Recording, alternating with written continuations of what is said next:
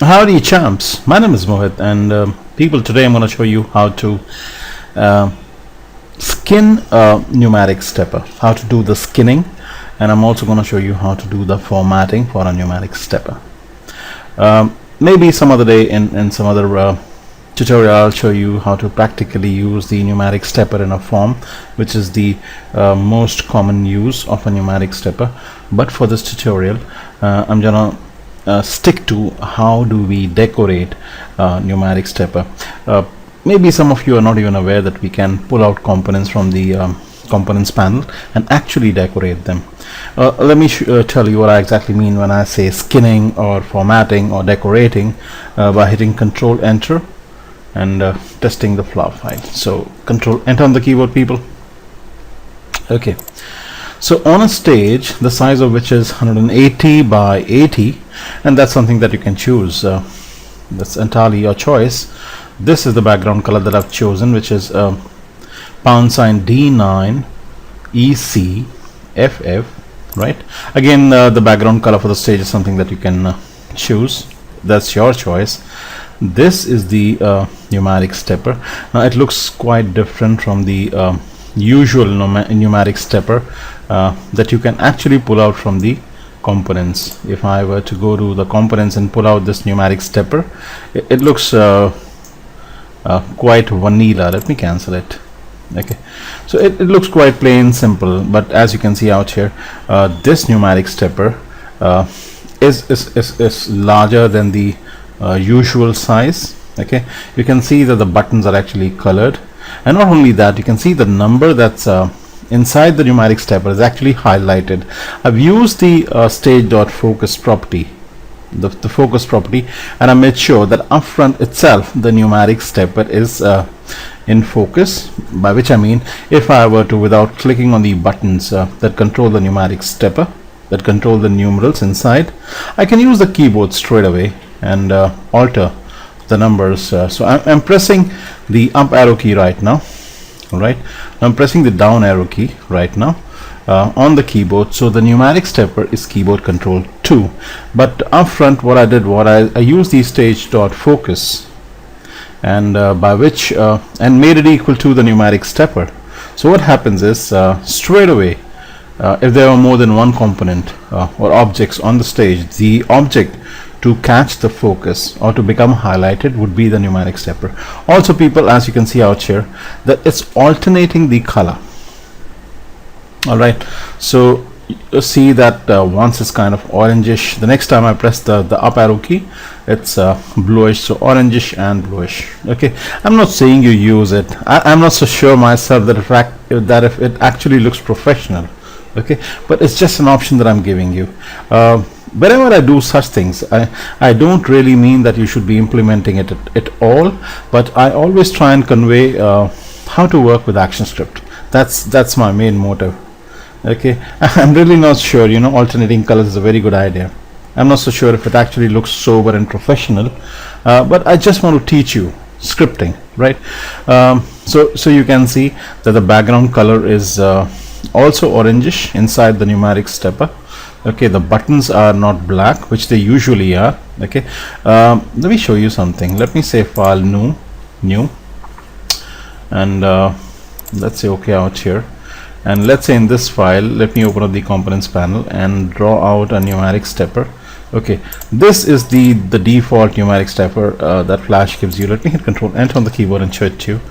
So you can see it's aligned to the left. My numeric stepper was aligned in the middle. I don't know which font they actually use, and these are the buttons. So it's pretty plain simple vanilla numeric stepper, right? And what I'd actually done was I increased the size, the width, okay, and even the font inside. So how did I actually make a custom numeric stepper with the background color, the color of the buttons? And not only that, people, have a look out here that the buttons actually have a 3D effect. You see when I click this button, you can see that it's kind of 3D. Okay, so I've used the Bevel Filters as well, right? So, and you'll be surprised to know, people, that everything that is happening here on the stage is entirely done only with ActionScript. Okay, but before you start such a project, I would want you to from the components parameter, from the components, pull out a numeric stepper, okay, and drop it inside the library. So you just need to drag and drop it in the library, and then you proceed further. Unless and until you do this, we'll not be able to accomplish what I have just done. Okay, so that's a prerequisite.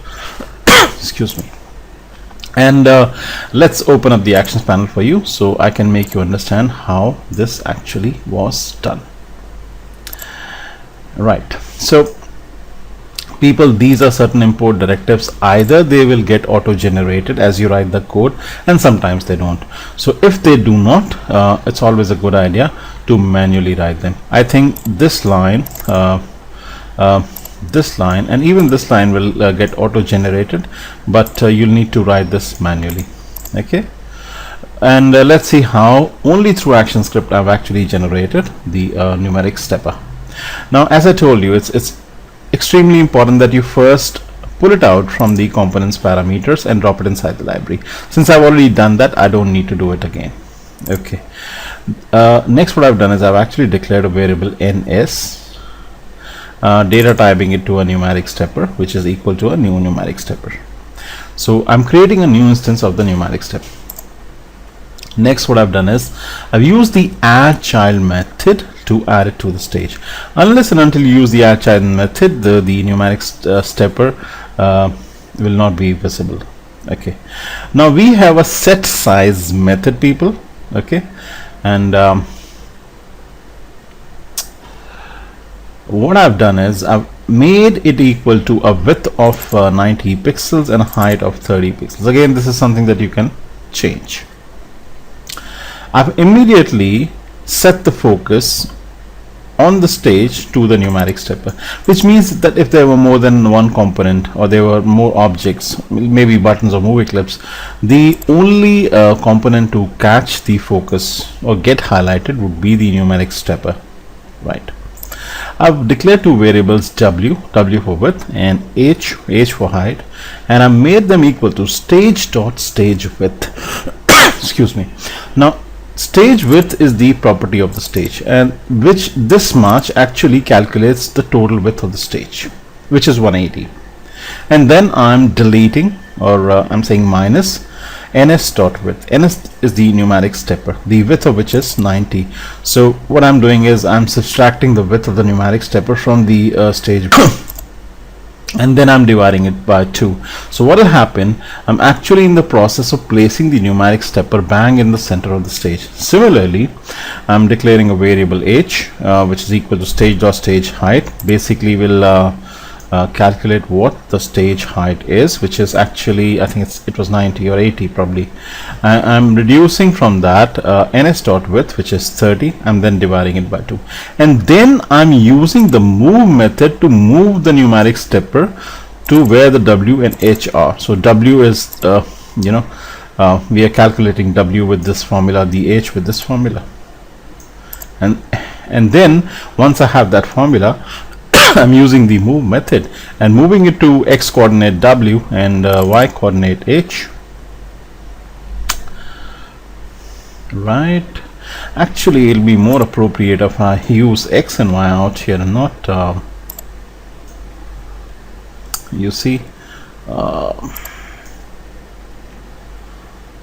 w and h. It makes more sense. Right, let me be sure by hitting Control Enter if everything is just fine. Actually, let me just change it to CORD, coordinate, and CORD out here, because x and y are reserved words, so it won't be right to use them. So that's x code and that's y code. Right, people, let me hit Control Enter. Right, so everything is fine now. I can either use the keyboard or I can manually click on the numeric stepper.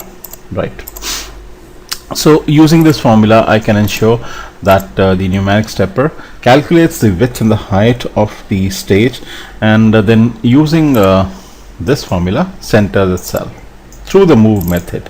Okay, that's placing it at x coordinate, y coordinate, which is an output of this through this formula, right? Now I'm saying that the minimum value for the NS or the numeric stepper should be 1900. So it will not go below this value. The max should be 2012. Let's say I want the user to input the birth here or something, right? Just an example. Next, I'm using the step size method and making it equal to 1. So we'll jump from 1900 to 1901 and then to 1902. So it'll increment by 1. Right, the current value or the initial value for the numeric stepper I would want as 1, right? So cool. Next, let's see the formatting. What I've done is I've actually declared a variable TF, okay, TF for text format, data typing it to a text format and making it equal to a new text format, and then I want the font property to be used, and then I would want the font to be Ebrima. Okay, so people, I would also want you to embed the font. So just click on the text tool, okay, choose Ebrima, hit the embed button, and then let's say uppercase, lowercase, numerals, punctuations, and say okay. That'll embed the font. So even if the user does not have the same font, he'll still be able to use it. Righto. Okay, I'm making sure that the size is 18 and it's aligned in the center and not left, which is the default. Okay, and then through the set style method applied to the NS, I'm making sure that all the properties, the font, the color, the size, and the align properties are actually applied to it through this variable TF. So that's the format, people. Okay, next what I'm doing is I'm actually declaring another variable B for bevel filter. Okay, data typing it to a bevel filter. So basically nothing but creating a new instance of a bevel filter. So this variable B is going to hold information about how much bevel should be applied or 3D effect should be applied. So by default the distance is 4. I'm reducing it to 2, and then through the filters property I'm applying it to the numeric stepper, and that makes it equal to B. B is the variable which is holding the bevel filter. Cool. Next, people, what I've done is I've applied an event listener of the type change to the numeric stepper. So as the value of the numeric stepper changes, let's say from a 1900 to 2012, every time it changes by 1, I would want a function called run to execute. Now this run could be go, or it could be any name of your choice. That's entirely up to you. It's a custom name that you can choose, right? So, and let's see what the function run actually does. So here, this part is responsible for the alternating colors. So I'm saying if the numeric stepper dot value, so the numeric stepper dot value is going to fluctuate between 1900 and 2012, including the extreme values, that's 1900 and 2012 too, including them. If dividing that by 2, so we say ns dot value modulo operator 2 is equal to 0. In layman's language, what this means is if the numeric stepper's value is divided by 2 and the remainder is 0, then I would want the text format to acquire this bluish color, or else I would want it to acquire the orangish color. So once the remainder is 0, the other time it's not. That is why whenever the numeric stepper changes, the values change, the remainder is sometimes even 0, sometimes not. That depends on whether the value is even or odd. That's why you get these the alternating colors effect. Okay, cool. So that's the action script, and people, the action script is available as a free download from my website http://qualitylessons.net. Okay, let me close the actions panel and explain how and why is the the color of the buttons orange out here, and the background color, as you can see, kind of orangish. Now how was that made possible? Okay, people, to make that possible, what you need to do is, if you remember, I told you earlier that I would want you to drop the numeric stepper before you do anything at all. inside the library. Let me pull it out. Okay, and let me show you how did I manage to change the button colors from a black to a different color, and the field, the text input field, which actually carries the number 1 to a different background color. It's very easy, people. All you need to do is just pull out the numeric stepper from the library onto the stage. Okay, double click on it, and once you do that, people, you'll see the different states: the up state, the disabled state, you see the selected state, the over state, and the text input component. Let's say I double click on the text input component. You can see that I've for the normal skin, I've changed the background color to kind of orangish. Let me double click, and in the end I'll reach to I'll reach this shape which has this orangish color. Okay, have a look out here, this orangish color. So what I can do is I can be out here in the properties panel, click on the fill color, and let's say change to a different color. Let's say this color. Okay, and if I were to go back onto the main timeline, and let's say control enter to test, you can see that the orangish color in the background is now changed to this new color, which is kind of greenish, kind of bluish. Okay, similarly, if I were to change the button colors, double click on the component, let's say I can select any of these states. So let's say the up state. Okay, and let's say this is the color. So double click on this as well. Sorry. And in the end, go on double clicking, unless I actually reach the you see, let me just zoom on it. Okay, unless I actually reach this shape, the level of the shape, okay, then I'll be able to change the color from the bucket tool. Let's say I would want it to be a different color, let's say this color, and let's go back to the main timeline. Keep going back unless I reach back to the main timeline, and let's hit control enter to see what changes have actually happened. So you can actually see that the color for the buttons now, okay, the two buttons that control the increment and decrement of the numeric stepper have changed their color too. All right, so this is how you can impart the background color, change the buttons of the numeric stepper. Right, so it's that simple. Once you're actually done with the skinning, you can select the numeric stepper and delete it, although it still remains in the library and it's actually required to be there. So people, it was very simple. Step 1, drop the numeric stepper from the library into the library from the components. Okay, step 2, code it out. Okay, and give me a sec, reset essentials. Okay, code it out like this.